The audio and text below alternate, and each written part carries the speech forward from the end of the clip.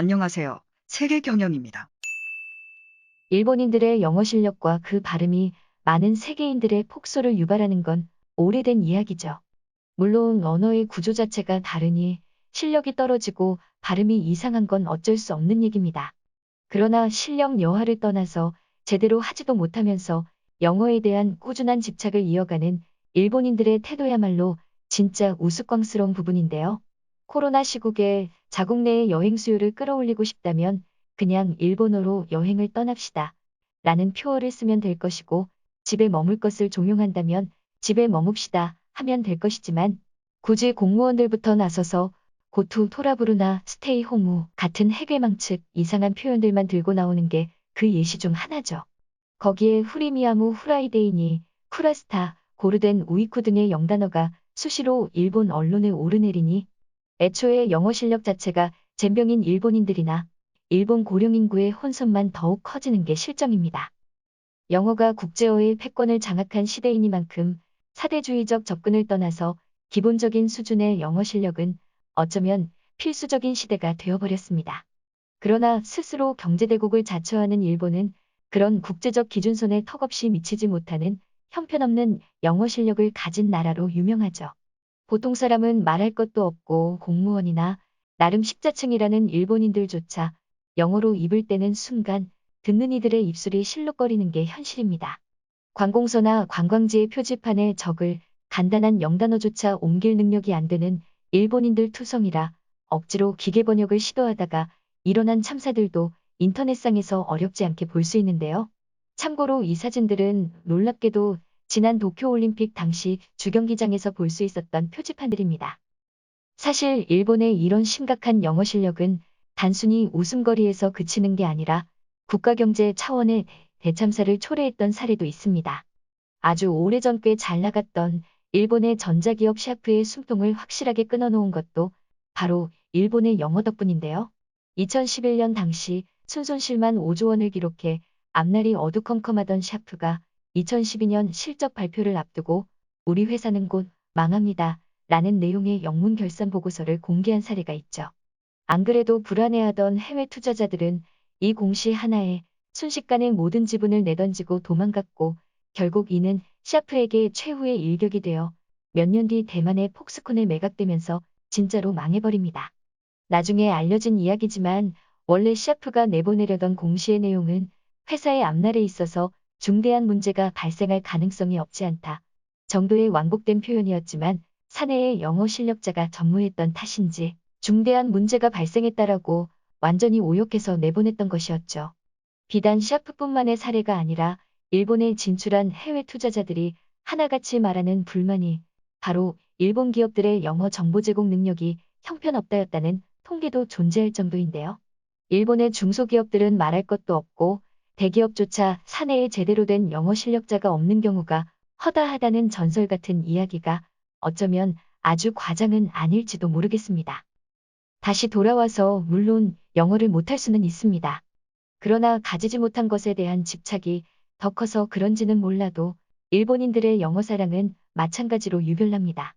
본인들 실력이 덜 떨어진다면 겸허하게 그 사실을 인정하고 국제적인 대세에 따라가기 위해 수준 있는 전문 번역자들을 많이 육성하고, 내부적으로는 굳이 영단어 끌어다 쓰지 않고 자기네 일본말로 각종 정치적 표현이나 표어를 만들면 될 일이죠.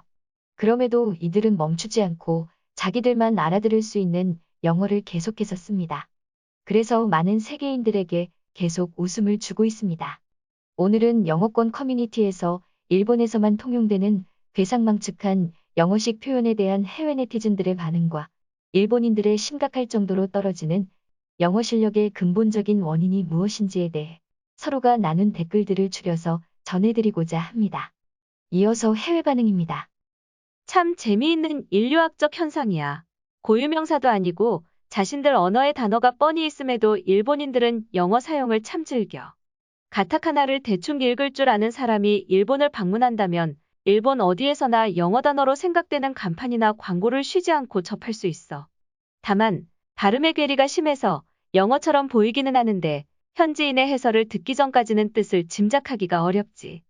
마쿠도나루도야 워낙 잘 알려진 얘기지만 파킹구 로토를 주차장을 의미하는 일상 단어로 쓴다거나 로우도 오브자링구가 반지의 제왕이라는 사실을 알게 된다면 본능적으로 터져나오는 웃음을 참기 위해 노력해야 해. 일본인들이 영어에 아주 약한 걸로 유명하지만 그렇다고 해서 그들이 영어를 싫어하고 멀리하는 것처럼 보이지는 않아. 일본의 영화나 애니메이션만 보더라도 수시로 영단어로 생각되는 단어가 인물들의 입에서 나오고 있으니까. 외국인들을 정말 당혹스럽게 하는 건 일본인들이 자신들의 방식으로 개조한 영어 단어를 마치 다른 세계인들도 쓰는 단어인 것처럼 착각하고 왜 알아듣지 못하냐는 표정으로 더 크게 말해줄 때야. 내 경험과 똑같네. 식당에 자리가 없는 것 같아서 나가려니까 점원이 다가와서 해부테부루라는 말을 반복해서 무척이나 혼란스러웠던 경험이 있어. 일본인을 무시하는 게 아니라 이건 정말로 일본인이 아니라면 알아들을 수 없다고. 일본어는 의문론적으로 영어는 물론 전 세계의 어떤 언어든지 발음하기가 어려운 구조로 되어 있어. 일본어를 모국어로 살아온 사람들에게 있어 5개를 초과하는 모음을 가진 언어는 엄청난 노력을 거치지 않는 이상 인식하는 것 자체가 힘든 일이지. 사실 이건 일본어뿐만 아니라 하와이의 토차거나 마오리족의 언어 등에서도 비슷하게 나타나는 현상인데 그런 다른 사례들에 비해서 일본어의 화자는 1억 명이 넘는 수준이니 일본인들이 느끼는 불편도 이만저만이 아닐 테지.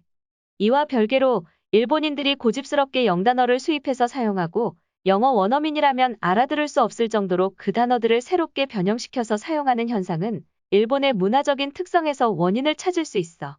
일본은 과거 군사독재 시절 무리하게 고유어로 언어체계 자체를 개편하는 언어순화운동을 시도하다가 도중에 전쟁에서 패배했지. 전후의 일본인들은 이때의 영향으로 고유어의 사용만을 고집하는 것은 국가주의적인 색채가 강하다고 판단했고 이후로 외래어를 수입해서 쓰는 일에 거리낌이 없어졌어. 다르게 생각한다면 그들은 영단어를 수입한 게 아니라 자신들의 방식으로 변형시키고 자신들만 알아들을 수 있는 제플리시를 새롭게 만들어낸 거지. 일본의 기업인들은 업무 중에 자진해서 영단어를 사용하는 경우가 꽤 있어. 예를 들어 이 프로젝트는 자네에게 아카운타빌리티가 있다고 생각되는데 베네피토를 기대할 수 있을까? 라고 말하는 방식이지. 이런 영단어를 대체할 일본어가 없는 것도 아니야. 이런 현상의 확실한 이유는 모르겠지만 일본인들은 자신들이 시대의 흐름에 뒤처지지 않는다는 인상을 주기 위해서 영단어를 사용하기도 해.